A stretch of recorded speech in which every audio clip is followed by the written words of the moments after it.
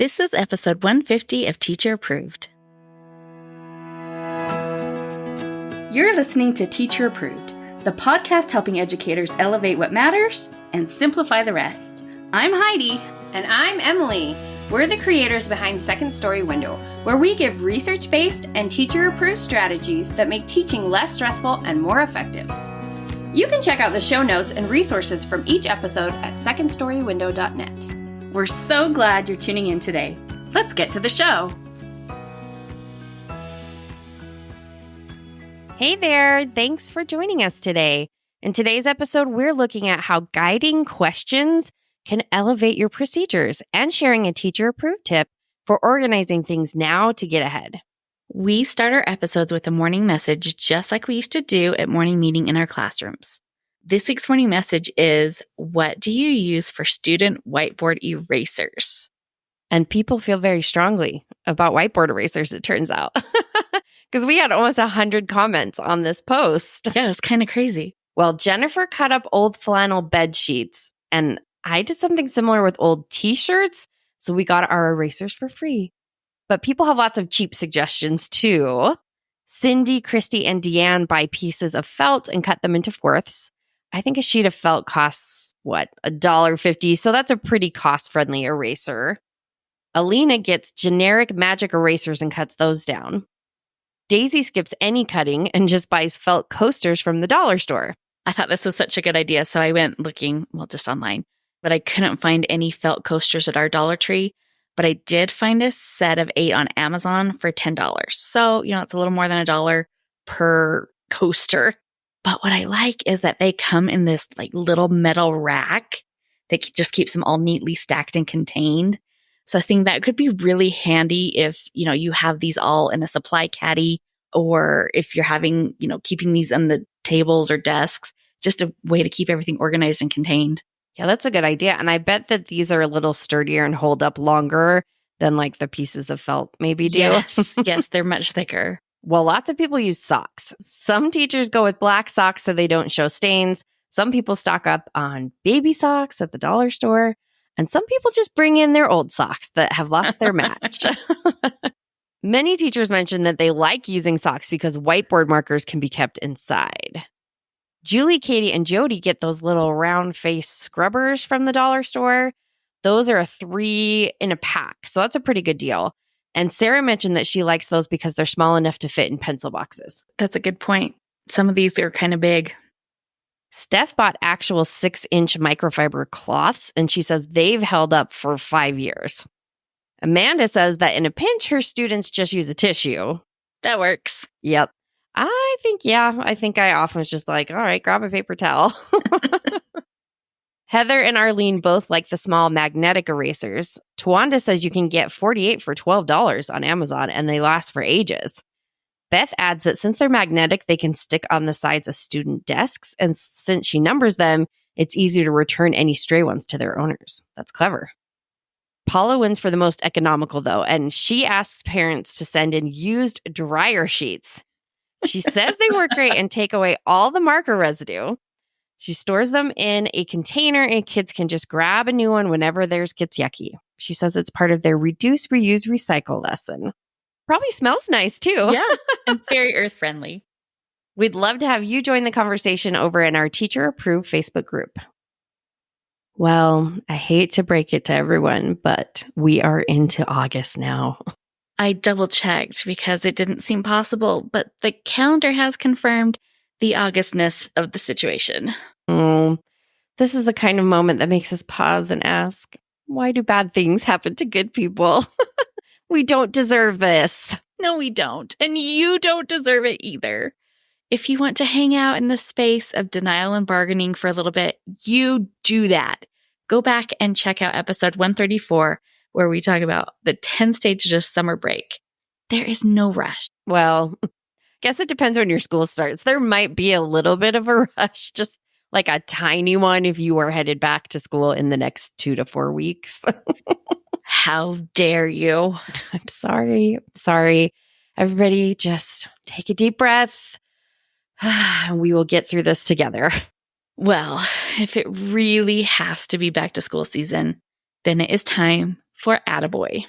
Attaboy is our acronym for affirming, training, teaching, and assessing at the beginning of the year, which are our back-to-school goals. Last week, we talked about how to affirm your students in the first few days of school. Definitely go back and check out last week's episode if you want some fun ideas.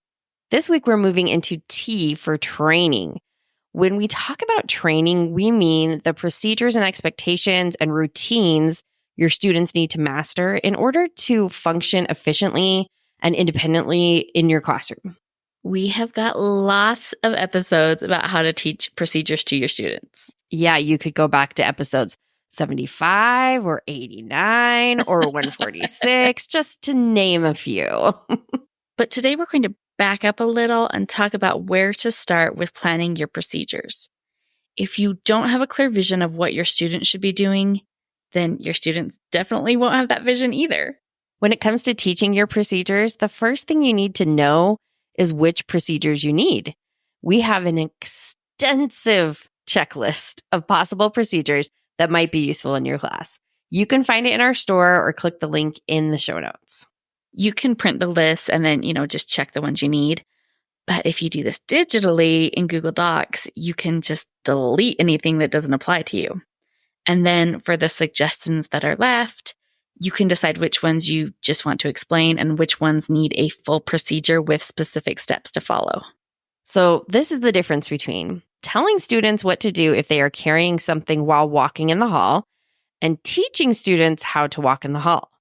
For example, if they need to take their book with them to the library, I'd tell them to hold their books in front of their chest so they don't drop them. Done. They might need occasional reminders, but I'm not going to sweat it. When it comes to hallway procedures, however, I have a series of detailed steps that I explain, model, and have my students practice. Creating those detailed steps takes some thought, though, and that's where our guiding questions come in. We examined 26 different aspects of a school day and pulled out the questions that have to be answered in order for that part of the day to function smoothly. Take class jobs, for example. You need to know if you want students to have class jobs, how you'll assign them, what the students will do, if you'll use a job chart, where you'll display the job chart, what happens when a student with a job is absent, and so on. If you are an established teacher, you might be thinking that your procedures are working great and so none of this applies to you. But pausing to reflect on your procedures is helpful for any teacher, no matter how many years they've taught. Plus, you'll get such a thrill of checking off all the things you have already decided. And there are several benefits to using guiding questions to reflect on your procedures. In fact, we have a list of 10 benefits. The first is, of course, that you know exactly what you need to teach your students. Your students can only be as effective as you are. So it's important to make sure you're as effective as possible. Our guiding questions resource has a page for each procedure where you can list the steps the students need to follow, and also a place for you to list what your responsibility is in making the procedure successful. Have you ever stopped to consider your role in your students' procedures? Maybe you need a system for dismissing students that doesn't lead to chaos. Or maybe you need to make sure there are extra trash cans around the room to streamline cleaning up. Besides creating the steps needed to make a procedure work, the second benefit of guiding questions is that it helps you identify what works instead of defaulting to what's familiar. When you start out as a new teacher, maybe you remember there are literally thousands of decisions to make, and you have to make them without the benefit of experience. So how do you make those many, many decisions? You go with what's familiar. Maybe it's what you saw in your own elementary school. Maybe it's what you've seen online or what you've seen other teachers do. And maybe what you defaulted to as a new teacher is working for you, but maybe there's a better solution that you haven't considered yet. If you stop to think about what you need from your class jobs, you might realize that what would be most useful for you is to have 2 kids assigned to each job so you don't have to worry about someone being absent. Emily and I taught a workshop about procedures last winter, and one of the attendees was shocked to realize how much she had never stopped to consider about her class's procedures. Like we all do sometimes, she was just defaulting to her habit instead of stopping to figure out if there was a better way. And I think that's an under-recognized source of teacher exhaustion. We just keep doing the things we've always done them because we are so busy, and taking time to reflect feels frivolous. Right? Who has time? But if we don't stop to consider if what we're doing is actually working the way we need it to, it's possible that we are just making our lives harder. Maybe having your class line up in one long line is exactly what you need. But maybe having 2 lines would cut way down on hallway behavior problems. And that brings us to our third benefit of guiding questions. They help you troubleshoot problems. Classroom procedures have a lot of moving parts. If you've got a good procedure that isn't working the way you want, it can sometimes be a challenge to narrow in on the problem. Using the guiding questions can help you pinpoint exactly what tweaks would make your sticky procedure a successful procedure. And if your tweaks aren't working, this is where the fourth benefit comes in. If you've gone through the questions and are still having problems, it makes it easier to get help. You can show exactly what you've tried and what isn't working. It's like going to a doctor and saying, I feel icky, versus going to a doctor and saying, I get foot cramps every day at 4 o'clock. One of those scenarios is easier to resolve than the other. Hey there, teacher friend. Do you have a question or concern that could use a teacher-proof solution? We'd love to help you out by answering your question here on the podcast. You can submit your questions to hello@secondstorywindow.net and put podcast question in your subject line. We can't wait to hear what's on your mind. The fifth benefit of using guiding questions is that they help you streamline your procedures for efficiency, which we love around here. They help you see the order that steps need to happen. And this goes beyond having your procedure steps in a logical order. It can help you organize your whole classroom more efficiently. Yeah, if you want students to put their homework folders in a basket each morning, it might make sense to have that basket near the backpack hooks and not on the other side of the room. For me, the first thing I wanted my second graders to do when they entered the room was to mark their lunch choice. So I moved my chart as close to the door as possible. Convenience made it more likely that my students would do what I needed them to. It still wasn't 100%, but most of the time it really helped. Yeah, and we want to make it as easy as possible for students to meet our expectations. So let's plan our procedures in a way that supports them. Another way that guiding questions support students is in helping us identify where we need multiple procedures. The list of needed procedures is pretty lengthy. There are a lot. It might be tempting to make things less overwhelming by having fewer procedures. But what ends up happening is that you may have fewer procedures overall, but the procedures you have are bulky and difficult to follow. Think about everything that has to happen when students arrive at school. Maybe they have to gather in the front of the building and wait for the bell. Then what happens when the bell rings? They have to get to your classroom, unpack their backpack, mark their attendance or lunch count, turn in papers, fill a water bottle, put their lunches somewhere, put their snacks somewhere else, get a chair, get a pencil, get out their first activity. And if they have to go to breakfast, all of that gets even more complicated. If you are working on your list of procedure steps and you see 12 steps in your arrival procedure, red flag, red alert, that procedure is too big. Sam, that you might know from Engineer Does Education, she worked as an efficiency expert before becoming a science teacher. And in one of her Instagram stories, she said that an ideal procedure has only 3 to 5 steps. That was kind of a big light bulb moment for me. And I guess it does make a lot of sense if we want students to follow our procedures. We can't have a giant list of steps for them to have to remember. That means instead of having one procedure for arriving at school, maybe I have one for entering the class, and I have a separate procedure for unpacking a backpack. If your students have a lot of things that they need to take out of their backpacks, you might end up with more than 5 steps. In that case, it makes more sense to maybe have a 7-step procedure for unpacking a backpack than unpacking part A and unpacking part B. Right.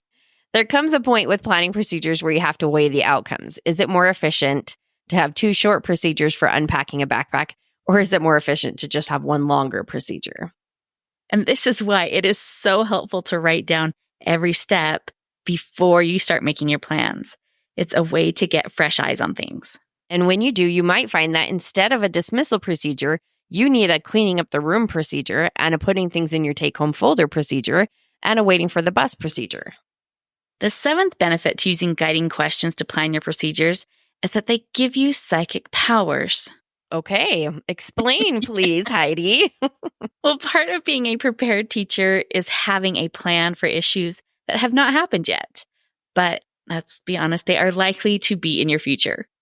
When you're dealing with kids, it is really hard to reflect in the moment and figure out the most effective response when a group of kids are dropping base 10 blocks down the backs of each other's shirts instead of doing their math centers. But if you have already figured out your plan for how you're going to respond when kids get off task during centers, you are so far ahead of the game. It is like you predicted this exact moment was going to happen. And the benefit of having thought through your response ahead of time is that it means you can address the problem instead of reacting to the problem. The eighth reason to use guiding questions for your procedures is that they can help you generate creative solutions. Those solutions aren't limited to stopping kids from goofing around. Guiding questions can help you figure out why water bottles are driving you nuts or why your Chromebooks are never getting charged. And that brings us to our last two benefits of using guiding questions to help you plan your procedures. And both of these involve other teachers. Our ninth benefit is that guiding questions can help create a common vocabulary for your team or for your whole school. They give you a way to get everyone on the same page about expectations for recess and lunchtime and any other time when your kids are interacting. They make it so everyone is clear about how things are handled in your school. And our 10th benefit, maybe my favorite one, is that they can help you onboard a new teacher, whether that is a teacher that's new to your team, new to your school, or brand new to teaching. Guiding questions can help you identify exactly what you need to share with them to help them be successful. Hopefully, this discussion has gotten your wheels turning and you are eager to dive into fine-tuning and streamlining your classroom procedures. I'm sure you are dying to get into this now, so we will link our guiding questions resource in the show notes so you can get started. And you can come join the conversation with us over in our Teacher Approved Facebook group. Now let's talk about this week's Teacher Approved tip. Each week we leave you with a small actionable tip that you can apply in your classroom today. This week's Teacher Approved tip is pack your bags. Tell us more about this, Heidi. We talk a lot about getting ready ahead of time. And one thing you might want to consider is packing any bags that might be useful. Probably every teacher could use a field trip bag. You might want to add a first aid kit, hand sanitizer, wipes, tissues, maybe even paper towels. You probably want parent contact info and anything else that you might need when you're away from your class.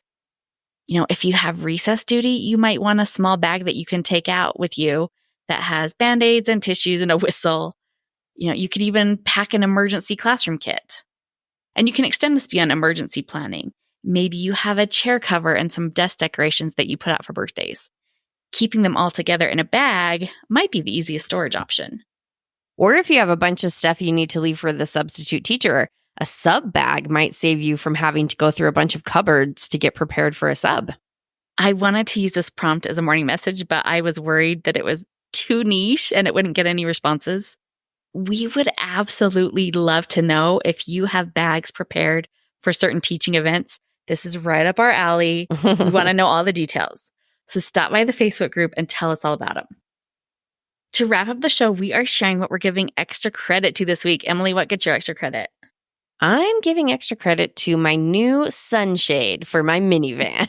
It's so fancy. I know. It's a delight because it's basically an umbrella that you pop open and it fills the windshield. The handle kind of props against the dash to keep it up. I have never been good about using a sunshade, even though in the summer my van gets like 1,000,000 degrees. So hot. But it's because it's just such a hassle to put one up, but not this one. This one's easy peasy. So, it's the little things in life. I'll link the one that I got in the show notes, but you'll want to check the dimensions or look in the reviews to make sure you find one that works for your particular vehicle. And the thing I like about it is that it folds up to about the size of an umbrella, a little bit, tiny bit bigger, but not much. Whereas like a lot of the sunshades I've had in the past are like, massive size. You fold them up, accordion or whatever, and it's still humongous. Yeah. Yeah. Like this one is just chef's kiss. My kind of invention that just like perfectly solves the problem. So hopefully it lasts a long time too, but so far so good. What are you giving extra credit to, Heidi? My extra credit goes to the new EP from Vincent Lima called Versions of Uncertainty. I think he's kind of a new indie artist. He looks very young, and I only know him because Spotify recommended him. And I like music that is very mellow and emotionally vulnerable. And I get that that's not everybody's vibe. But if you do like that kind of music, like maybe you're into Noah Kahan or Lizzie McAlpine, you should definitely check out Vincent Lima. His song Orpheus is so good. It's so good. And I have had The Only Thing Left on repeat for days. It's like in my head now. It's so good. I love it. Okay, I'll check it out. That is it for today's episode. Remember to use guiding questions to plan out all of the efficient steps for your procedures. And don't forget today's teacher approved tip to pack your bags. We hope you enjoyed this episode of Teacher Approved. I'm Heidi. And I'm Emily. Thank you for listening. Be sure to follow or subscribe in your podcast app so that you never miss an episode. You can connect with us and other teachers in the Teacher Approved Facebook group. We'll see you here next week. Bye for now. Bye.